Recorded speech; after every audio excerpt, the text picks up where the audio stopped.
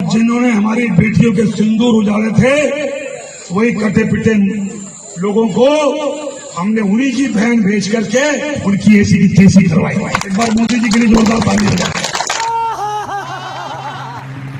इतने तेजस्वी लोग हैं हमारे पास। तो भैया सुना, ये बीजेपी नेता विजय शाह हैं, जो ऑपरेशन सिंदूर में मजबूती के साथ डटे रहने वाली कर्नल सोफिया को आतंकवादियों की बहन बता रहे हैं। तब तो भैया जरूर नेताजी ने गौमूत्र में मिलाकर पी लिया होगा पौवा देसी, इसीलिए आतंकवादियों की बहन नजर आ रही हैं इन्हें सोफिया कुरैशी। लल्लन भैया, पहले तो मैं सोचता था कि बीजेपी में सिर्फ गिने चुने नेता ही जाहिल और बकलोल हैं, लेकिन यहाँ तो पूरी टोली ही गंवारों से भरी पड़ी है।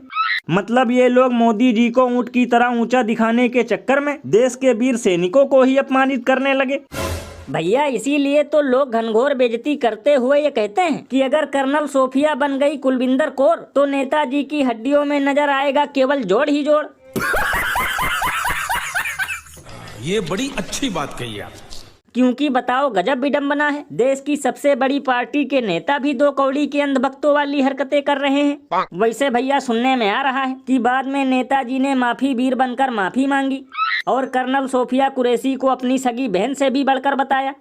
लेकिन लल्लन भैया ये फिर भी नहीं सुधरने वाले, क्योंकि जैसे बिना नमक है सब्जी अधूरी, वैसे बिना हिंदू मुस्लिम किए गूंगी है भाजपा पूरी।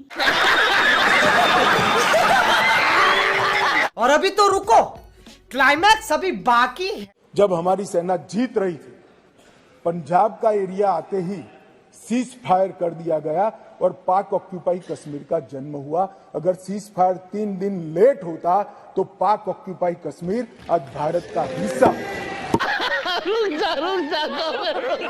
तो भैया सुना, ये ज्ञान मोटा भाई 2 साल पहले संसद भवन में खड़े होकर विपक्ष को दे रहे थे कि जब हमारी सेना जीत रही थी तब सीज फायर कर दिया गया, वरना आज पीओके भारत का हिस्सा होता। तब तो लल्लन भैया अब इन लोगों को चुल्लू भर पानी में नहीं बल्कि बूंद भर पानी में डुबकी लगा लेना चाहिए, क्योंकि अब की बार भी थी हमारी सेना फायर, फिर भी ये लोग बन गए कायर। अरे बाप रे, ये तो धोती खोल रहा है। यानी अब की बार भी हमारी सेना पाकिस्तान के अंदर घुस गई थी और न्यूज चैनलों के मुताबिक कराची पाकिस्तान के नक्शे से गायब हो चुका था और पीओके तो छोड़ो, हम पूरे पाकिस्तान पर कब्जा कर चुके थे, लेकिन फिर भी इन लोगों ने सीज फायर से समझौता कर लिया। भैया इसीलिए तो लोग घनघोर बेइज्जती करते हुए ये कहते हैं कि मोदी ने दिया देश को धोखा और फिर छोड़ा पीओके का मौका।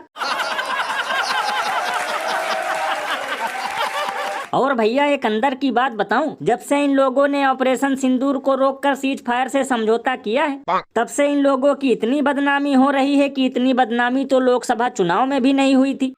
ये बिल्कुल सही कहा आपने, क्योंकि पिछले 4-5 दिनों में ये कंफर्म हो गया कि डंका तो छोड़ो, इन लोगों का विश्व में घंटा भी नहीं बज रहा।